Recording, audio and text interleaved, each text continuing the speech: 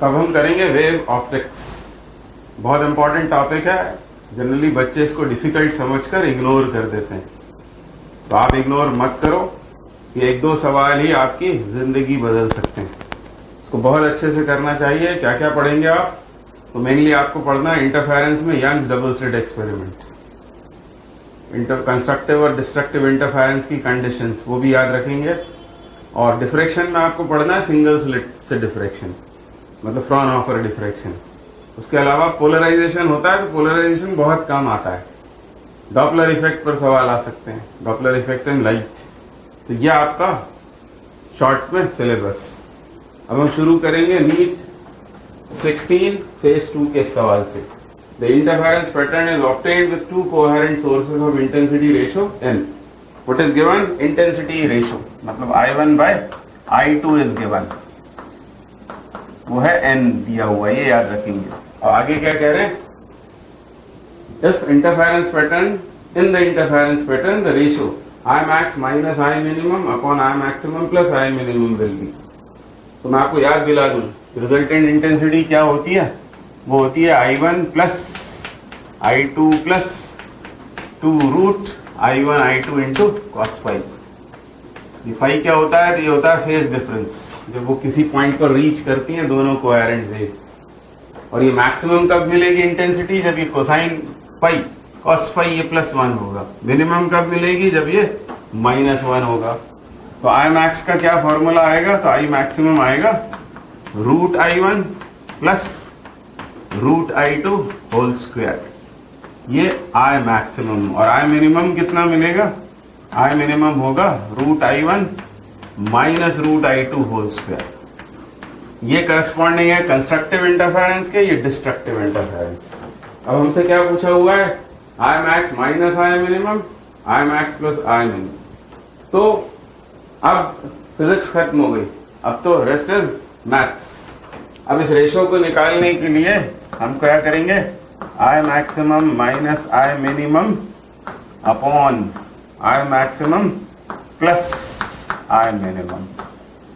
तो ये आएगा पहले आई मैक्सिमम, ये आएगा यहाँ, ये आएगा यहाँ। हम करेंगे ये कि इसमें से रूट I2 कॉमन कर लेंगे। जब इसे हम यहाँ सब्स्टिट्यूट करेंगे, इसे यहाँ सब्स्टिट्यूट करेंगे, दोनों में से हम रूट I2 बाहर कर देते हैं। तो इसकी सूरत कैसी हो जाएगी? Root I1 by I2, root I1 by I2 plus 1 whole square, ये मैक्सिमम। और यहाँ I1 बाय I2 क्योंकि n दिया हुआ है, तो हम यहाँ सीधे लिख देंगे रूट n। ये रूट n हो गया, ये मैक्सिमम के बारे में बात हो गई। इसी तरह मिनिमम में क्या होगा? वो I2 तो बाहर चला गया है, रूट I2 यहाँ आएगा रूट I1 बाय I2, जो रूट n बन जाएगा, root n minus 1 whole square, ऐसा दिखने लगेगा। नीचे क्या होगा? नीचे भी रूट I2 कॉमन आएगा दोनों में से, जब हम इनकी वैल्यूज यहाँ सब्स्टिट्यूट करेंगे। और वो न्यूमरेटर के रूट I2 से डिनोमिनेटर का रूट I2 कैंसिल हो जाएगा। अब बस यहाँ पर ऐसा कर देना है हमें, root n plus 1 whole square plus root n minus 1 whole square, और इसे सॉल्व कर देना है, आंसर मिल जाएगा। उसको ओपन करेंगे a प्लस बी के होल स्क्वायर से, तो a स्क्वायर मतलब n, a square plus b square मतलब 1 प्लस 2ab, और फिर इस माइनस का ध्यान रख के इसे भी ओपन करेंगे। पहली टर्म क्या आएगी? n, वो हो जाएगी माइनस n, फिर प्लस 1, तो वो माइनस 1 हो जाएगा। और एक 2ab वाली टर्म जो है वो माइनस की आएगी, इसकी वजह से वो पॉजिटिव हो जाएगी, 2 रूट n। ठीक इसी तरह यहाँ पर भी n plus 1 plus 2 root n, तो ऐसे ही रहेगा। बस अब ये तीनों टर्म्स इसको ओपन करने पर यहाँ पॉजिटिव है, ये ध्यान रखते हुए आगे लिखेंगे। क्या लिखेंगे? n plus 1 minus 2 root n। अब बस थोड़ी सी सॉल्विंग, ये n कैंसिल हो रहा है, यहाँ ये 1 भी कैंसिल हो रहा है, ये कितना बनेगा?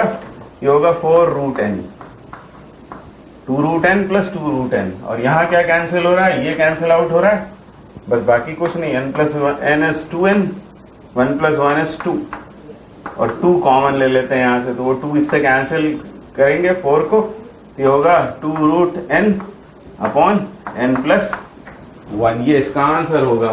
तो इसमें से क्या कहाँ दिखाई पड़ रहा है हमको? ये दिखाई पड़ रहा है यहाँ 2√n/n+1 and so option C must be the correct answer. अब ये करते हैं नीट 16 फेज 2 का question.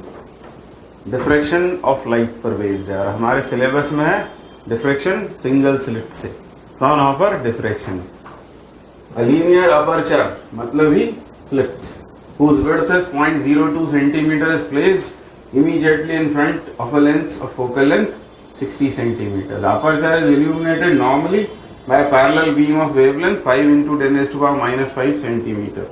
The distance of the first dark band of diffraction pattern from the center of the screen is.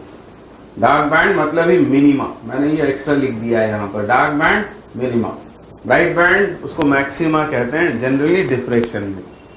मैं आपको याद दिला दूं कि सिंगल स्लिट से डिफ्रैक्शन में दोनों इंटरफेयरिंग बीम्स के बीच में, या फिर हम सेकेंडरी वेवलेट्स कह सकते हैं उनको, जो दो सेकेंडरी वेवलेट्स हम लेते हैं उनके बीच पाथ डिफरेंस होता है a sin थीटा, जिसमें a स्लिट विड्थ और थीटा ये एंगल ऑफ डिफ्रैक्शन कहलाता है। और जब ये n लैम्डा के बराबर हो तो ये शर्त होती है मिनिमा की।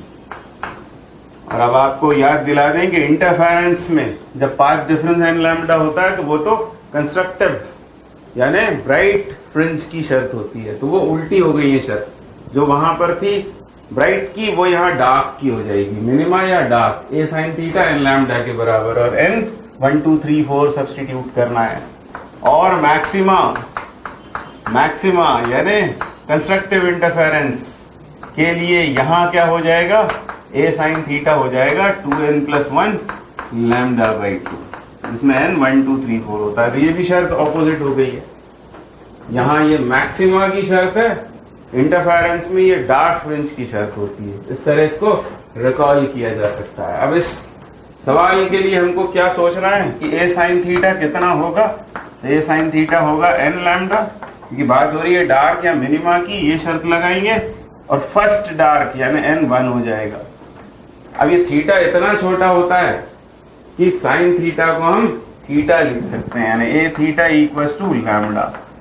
और वो फिगर, इसको सेटअप याद लाओ, आप भूल रहे हो तो मैंने एक वीडियो बनाकर डाला हुआ है डिफ्रैक्शन ऑफ लाइट का, वेव ऑप्टिक्स के बहुत सारे वीडियोज हैं, तो आपके पास टाइम हो तो जाकर उसको देख लेना चाहिए। यदि टाइम है आपके पास तो एक बार उसे जरूर देख लें। अब a थीटा बराबर लैम्डा, और ये थीटा कितना होगा, तो ये angle is equal to arc upon radius, ये हो जाएगा y मतलब इस डार्क बैंड की linear position centre of screen से, अपॉन यहाँ आएगा आर्क अपॉन क्या बोलते हैं हम, radius, arc upon radius. Radius का रोल यहाँ प्ले करेगा उस लेंस का फोकल लेंथ, क्योंकि वो लेंस अपने फोकल प्लेन में ही उन बीम्स को फोकस करता है।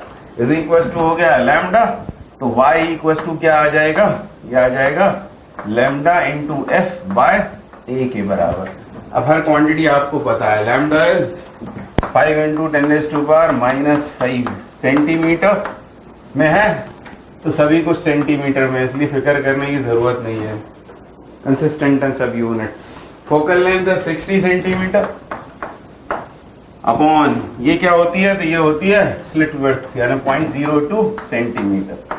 सब कुछ सेंटीमीटर में आएगा, सेंटीमीटर सेंटीमीटर सेंटीमीटर, 1 सेंटीमीटर कटेगा, फाइनल आंसर भी सेंटीमीटर में आएगा, और सेंटीमीटर में ही हमसे पूछा हुआ है, ये छूट गया है, ये सेंटीमीटर है, सभी यूनिट सेंटीमीटर में दी हुई थी। तो बस अब इसे सॉल्व कर देंगे, ये डेसिमल हटाएंगे, 2 जीरोस ऊपर और ये 3 जीरो और ये -5 है, तो ये बनेगा -2, ये 2 से ये 3 टाइम्स कैंसिल, यानी 15 × 10⁻⁻2 centimetre, that is 0.15 centimetre, and so correct answer is A। तो डिफ्रैक्शन पर बार बार सवाल आया हुआ है, तो एक बार इसको अच्छे से प्रिपेयर कर लें। जनरली हम इंटरफेरेंस तो बहुत पढ़ते हैं, डिफ्रैक्शन को इग्नोर करते हैं, इसको देख लेना चाहिए एक बार, ये सवाल आपको बहुत काम आएंगे। अब ये नीट 16 फेज 1 का क्वेश्चन, फिर से डिफ्रैक्शन का। In a diffraction pattern due to a single slit of width A, the first minimum is observed at an angle of 30 degree when light of wavelength 5000 angstrom is incident on the slit. ये पहला statement क्या बोला हुआ है हमसे कि first minimum, तो आपको याद आया होगा अभी हमने किया था, फर्स्ट मिनिमम की ये शर्त होती है, यहाँ डालेंगे हम एन लैम्डा n1 कर लेंगे तो फर्स्ट मिनिमम की कंडीशन हो गई। और बोल रहे हैं कि एंगल कितना है, तो ये है 30 degree is equal to lambda, यहाँ होता है a/2 इज लैम्डा। ये पहली शर्त, ये पहली जो पहला स्टेटमेंट बोला हुआ है उसके बेसिस पर हमने इसको बना लिया। ये लैम्डा कितना 5000 angstrom. The first secondary maximum is observed eight an angle of, अब सेकेंडरी की शर्त लगाएं, सेकेंडरी मैक्सिमम की शर्त, तो ए साइन थीटा डैश बोल देता हूं मैं उसको। और यहाँ क्या लगाएंगे हम, अब बात हो रही है मैक्सिमम की, तो यहाँ पर आएगा 2n+1 λ/2, और फर्स्ट की बात हो रही है तो यहाँ 1 डालेंगे तो हो जाएगा 3 λ/2।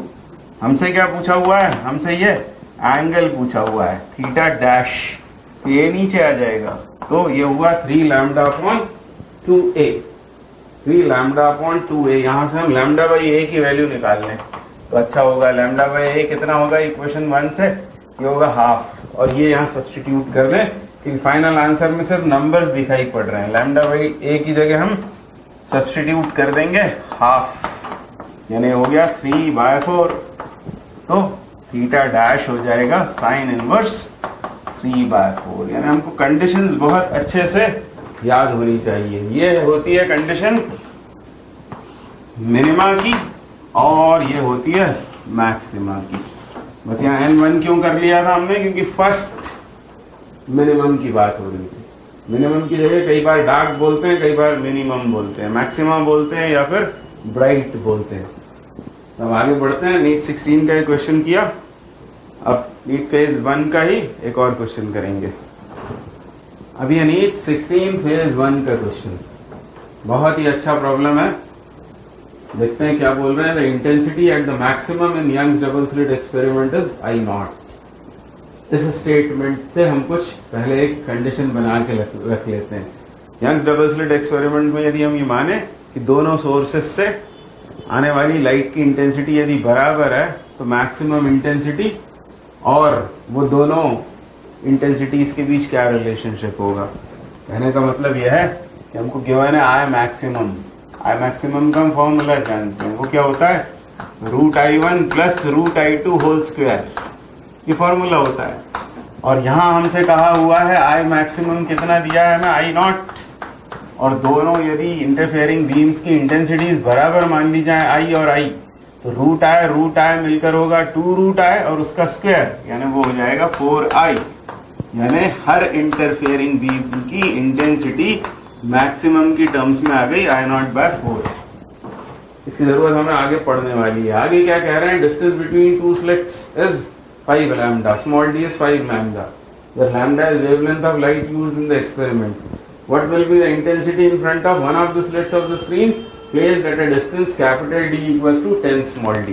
तो मैं आपको सेटअप याद दिलवाता हूँ यंग्स डबल स्लिट एक्सपेरिमेंट का। उसमें इस तरह ये दो स्लिट्स होती हैं S1 S2, इनके बीच की सेपरेशन स्मॉल d से डिनोट होती है, और वो स्मॉल d हमें 5 लैम्डा दिया हुआ है। और दूर कहीं रखा होता है एक स्क्रीन, ये होता है कैपिटल D, और कैपिटल D यहाँ दे रखा है 10 स्मॉल d। हमको इंटेंसिटी बतलानी है कहाँ पर, किसी एक स्लिट के सामने वाले पॉइंट पर, मतलब इधर यहाँ हमें इंटेंसिटी चाहिए। और हम मान रहे हैं कि दोनों ये बीम्स, इंटरफेयरिंग बीम्स, जो एक S1 से आई और जो S2 से आई, उनकी इंटेंसिटीज कितनी है I, दोनों की I है। अब यहाँ पर चाहिए सेंटर ऑफ स्क्रीन से मान लो है y डिस्टेंस पर, और उसकी एंगुलर पोजीशन है मान लो थीटा। आपको याद आया होगा कि जब ये दो बीम्स यहाँ पहुंचेंगी तो पाथ डिफरेंस कितना होगा, तो पाथ डिफरेंस होगा d, ये मतलब ये स्मॉल d साइन थीटा के बराबर, और साइन थीटा लगभग बराबर होता है टैन थीटा की। ये क्या निकाला है हमने, path difference between the two interfering beams, और ये d, तो ठीक है टैन थीटा कितना होगा, तो टैन थीटा होगा परपेंडिकुलर अपॉन बेस, यानी y/10 small d, y/10 small d, और y खुद कितना है, तो ये तो है ही ऑब्वियसली, ये कितना होगा d/2, क्योंकि ये सामने की बात हो रही है, ये परपेंडिकुलर बाइसेक्टर होता है। ये स्मॉल डी बाई 2 है और एक डी से एक डी कैंसिल आउट हो गया, पाथ डिफरेंस कितना आ गया, तो पाथ डिफरेंस आ गया हमारे पास में डी बाई 20 के बराबर, डी अपॉन 20। और डी कितना है, डी इज 5 लैम्डा, अब 5 लैम्डा पुट कर देते हैं, 5 लैम्डा बाई 20 और ये आ गया लैम्डा बाई 4। ये सब करने से हुआ क्या, हुआ ये कि हमें पाथ डिफरेंस पता हो गया, मतलब इन दोनों इंटरफेयरिंग बीम्स के बीच पाथ डिफरेंस लैम्डा बाई 2 है, लैम्डा बाई 4 है। और एक बार पाथ डिफरेंस आ जाए तो फेज डिफरेंस कितना होगा, फेज डिफरेंस होगा 2 pi by lambda into path difference lambda by 4। ये लैम्डा कैंसिल आउट होता है, हमको मिलता है पाई बाय 2, ये आ गया पाई बाय 2। अब यहाँ चाहिए क्या है, चाहिए रिजल्टेंट इंटेंसिटी, तो ये है रिजल्टेंट इंटेंसिटी, आई रिजल्टेंट बराबर हम क्या लिखेंगे, I1 मतलब I plus I2 plus I वो भी I है plus 2 root I1 I2 into cos phi यानी कॉस पाई बाय 2 कॉस 90। ये दोनों जब बीम्स यहाँ पहुंचती हैं तो इनके बीच में पाथ डिफरेंस लैम्डा बाई 4 और phase difference pi by 2, cos 90 0, ये टर्म वैनिश हो जाएगी, ये मिलेगा हमको 2I, पर हमें उसे बताना है आई नॉट की टर्म्स में, यहां से आई की जगह आई नॉट बाय 4 डाल देंगे, आई नॉट बाय 4 कि मिलता आई नॉट बाय 2 के बराबर, और यही रिक्वायर्ड आंसर है, I naught by 2, and so option D must be the correct answer. आगे बढ़ते हैं, तो अब ये करते हैं AIPMP 2015 का क्वेश्चन, फिर से डिफ्रैक्शन का। At the first minimum adjacent to central maximum of a single slit diffraction pattern, the phase difference between the Huygens wavelet from the edge of the slit and the wavelet from the midpoint of the slit। तो equivalently हम ऐसा भी बना सकते हैं single slit से diffraction को, ये स्क्रीन, और बात हो रही है फर्स्ट मिनिमम की, मान लो यहाँ पर फॉर्म हुआ फर्स्ट मिनिमम, यहाँ फॉर्म हुआ, तो ये वेवलेट और ये वेवलेट, उनके बीच पाथ डिफरेंस कितना होगा, मान लो ये है ए, ये है बी, और ये है जो पॉइंट हम कंसीडर कर रहे हैं फर्स्ट मिनिमम यहाँ फॉर्म हो रहा है, तो क्या शर्त लगा देंगे, a sine theta is equal to n lambda, तो वो लैम्डा होगा, ये है पाथ डिफरेंस, मतलब ए साइन थीटा, ये पूरी चीज किसके बराबर है, वो है बीपी माइनस एपी, वो है लैम्डा के बराबर, ये पाथ डिफरेंस इन दोनों के बीच। पर हमसे तो यहां से पूछा हुआ है, क्या बोला है, wavelet from the edge of the slit, मतलब यहां से आने वाली, and the wavelet from the mid point of the slit, इनके बीच चाहिए, तो थोड़ी सी ज्योमेट्री लगाएं, तो ये यदि लैम्डा है तो ये होगा लैम्डा बाई 2, ये पाथ डिफरेंस हमको रिक्वायर्ड है, जैसे इसको नाम दे दें हम CN, तो what we need is CN, and CN is lambda by 2, और लैम्डा बाई 2 के करस्पॉन्डिंग हमसे क्या पूछा हुआ है, फेज डिफरेंस, हमें तो पाथ डिफरेंस मिला, path difference between the wavelet from the edge of the slit and wavelet from the centre, theory से कि इन दोनों के बीच यदि लैम्डा है तो ये लैम्डा बाई 2 होगा पाथ डिफरेंस। और अब हम एक फॉर्मूला जानते हैं कि phase difference is equal to होता है 2 pi by lambda into path difference, तो लैम्डा बाई 2, ये 2 से 2, लैम्डा से लैम्डा कैंसिल आउट, हमको आंसर मिल गया, that is pi. So the correct option is D। अब ये 2015 का क्वेश्चन फिर से डिफ्रैक्शन पर based, for a parallel beam of monochromatic light of wavelength lambda. एक बात, diffraction is produced by single slit whose width is A of order of wavelength of light, ये तो होती ही है शर्त कि उसे जो स्लिट की विड्थ है उसे order of wavelength of light होना चाहिए, तभी डिफ्रैक्शन होता है।